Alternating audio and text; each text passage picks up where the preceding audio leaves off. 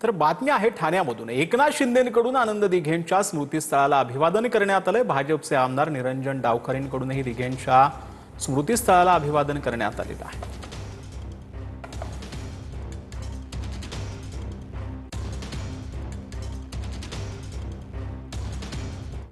तर पालिका निवडणुकीमध्ये मी कुणालाही पाठिंबा दिला नाही असं मनोज जरांगेंनी म्हटलंय। मराठी बांधवांनी कुणाला पाठिंबा दिला असल्यास त्यांचा वैयक्तिक अधिकार आहे। मी पाठिंबा दिल्याचे जुने व्हिडिओ व्हायरल केले जात असल्याचं जरांगेंनी म्हटलं। आपण या निवडणुकीत मुंबईसह महाराष्ट्रात आपण कोणालाही कुठल्याच प्रकारचा कसलाच पाठिंबा दिलेला नाही।